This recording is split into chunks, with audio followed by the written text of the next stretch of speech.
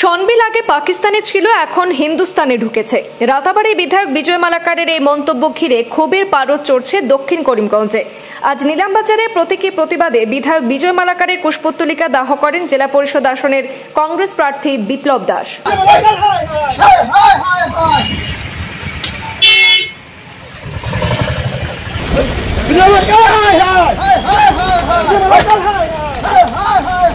রাতাবাড়ী বিধায়ক বিজয় মালাকারের বিতর্কিত মন্তব্যের বিরুদ্ধে শ্রীভূমি জেলা জুড়ে বিশেষ করে দক্ষিণ করিমগঞ্জে তীব্র প্রতিক্রিয়া সৃষ্টি হয়েছে। আজ সোমবার বিকেলে নিলামবাজারে কংগ্রেস প্রার্থী বিপ্লব দাসের নেতৃত্বে স্থানীয় কর্মীরা এই মন্তব্যের প্রতিবাদে পুষ্পতলিকা দাহ করেন। তৎক্ষণাৎ প্রতীকী প্রতিবাদের সামগ্রী সরিয়ে এনে পুলিশ এবং পরিস্থিতি নিয়ন্ত্রণে আনে। ঘটনার পর রাজনৈতিক মহলে তীব্র প্রতিক্রিয়া এবং প্রশাসনিক হস্তক্ষেপের দাবি উঠেছে।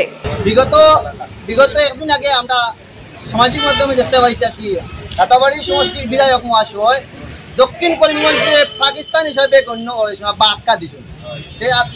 আমি একটা জিনিস প্রশ্ন করতে চাই, এই রাস্তার উপরে তাই যাই এটা কিন্তু পাকিস্তানও স্পর্শ করিয়া তাই যায়নি করিমগঞ্জ, বা পাকিস্তানের উপরে স্পর্শ করিয়া তাই রাতাবাড়ী সমষ্টির যায়নি। এই যে বর্তমানে নিলামবাজার থানা যারা বর্তমানে উপস্থিত আছে, এই থানাটা কিন্তু পাকিস্তানের অন্তর্গত থানা নি, ইন্ডিয়ান পুলিশ না পাকিস্তানি পুলিশ, এটা তাই ইয়ে দেওয়া লাগবো।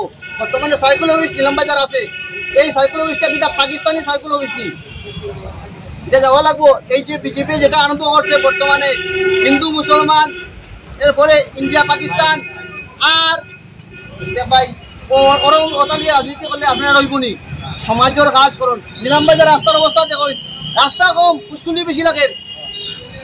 তারা এই যে ঘটনা তারা সোলার এটা কিটা মানে সাম্প্রদায়িক দাঙ্গা ছাড়া আর কিচ্ছু না। এই সাম্প্রদায়িক দাঙ্গা আপনি বন্ধ করুন, আপনার এখনো সময় দেওয়া, আপনি এটা মাপ চাওয়াও লাগবো দক্ষিণ করিমগঞ্জবাসীর কাছে, চাওয়া লাগবো কি লাগতো না, দক্ষিণ করিমগঞ্জবাসীর কাছে আপনার মাপ চাওয়া লাগবো। এটা কেমনে পাকিস্তান হয়ে যায় একটা সাংগঠনিক দেশ হইয়া, আপনি কি তাই রুলস রেগুলেশন জানেন না? আপনি একটা বিধায়ক হইয়া মান্যগণ্য ব্যক্তি হইয়া এরকম একটা সমষ্টিতে আপনি এখানে 2.5 লাখ মুসলিম ভোট আছে, 50-57,000 ভোট আছে, এখানে আপনার হিন্দু ভোট, যত হিন্দু ভোটে আপনার ইয়ে দিছে সব কিটা মানে পাকিস্তান নেই কেন? আর যারা কয়দিন আগে আমার প্রতিদ্বন্দ্বী হিসাবে ভারতীয় জনতা পার্টির অভিজিৎ রায় তাই জিতছেন কয়দিন আগে, তাই কিনা পাকিস্তানের জেপিসি নি, তারা কই সাউথ করিমগঞ্জের ভিতরে যে বিজেপির সংগঠন আছে এই সংগঠন কিনা পাকিস্তানি সংগঠন নি।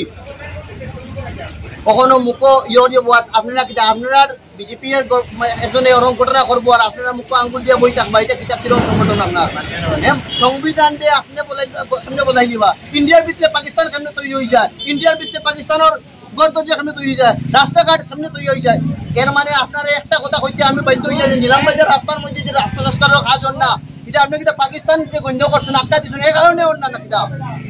এটা কিনা পাকিস্তান নি আপনার সবাই পাকিস্তান থাকেন নি না ইন্ডিয়ান থাকেন? ইন্ডিয়ান থাকেন তো এখানে লুকাইয়া করেন কিতা নেই, আপনার ইন্ডিয়ান না পাকিস্তান? ইন্ডিয়ান যদি হইয়া থাকে আপনার প্রতিউত্তর হইয়া দিয়ে এই রাস্তার উপরে আপনি অতিবাহিত করার আগে আমরা জিজ্ঞাসা করা লাগবে। আর খুব সাবধানে আরেকটা জিনিস আমি কইতে চাই, আর যদি 48 ঘন্টা সাউথ করিমগঞ্জবাসীর কাছে যদি মাছ চাই না দে, তাইলে আমরা সাউথ করিমগঞ্জ যত স্টুডেন্ট থেকে জনগণ আছেন সব আমরা রাজপথে নামতে বাধ্য হইমু, তো আমরা প্রতিবাদ করবো। আর থানা গাড়ি বা আমরা সাউথ করিমগঞ্জ টিকতাম না, যেহেতু তাই কথা পাকিস্তান, তাইলে তাই এই রাস্তায় আমরা টিকতাম না। যত সময় তাই হইতে ফিভার কইছেন না এখানে হিন্দুস্তান, সাউথ করিমগঞ্জের লেগে হিন্দুস্তান, এখানে তাই যদি কই না দে তাইলে আমরা সাউথ করিমগঞ্জ তাই যাই টিকতাম না। আমরা সাউথ করিমগঞ্জের সকল মানুষ একত্রিত হইয়া তাই আমরা না খাইমু, এখানে আমরা এই যে আজকে দেশ লাগাই দাঁড়াইছে নিলামবাজার কলেজের স্টুডেন্ট হে, এটা কিটা পাকিস্তানের কলেজ নি, পাকিস্তানের কলেজে পড়াশোনা করেনি, এ ভবিষ্যতে গিয়া পাকিস্তান থেকে পড়িয়া আইসে কইব নি। আপনি কত শিক্ষিত মানুষ কেমন হয়ে যায়? রাতাবাড়ির বিধায়ক বিজয় মালাকার মহাশয় যে বেফাস মন্তব্য করছে এটার তীব্র নিন্দা জানাই। আর আমরা দক্ষিণ করিমগঞ্জবাসী যে তাই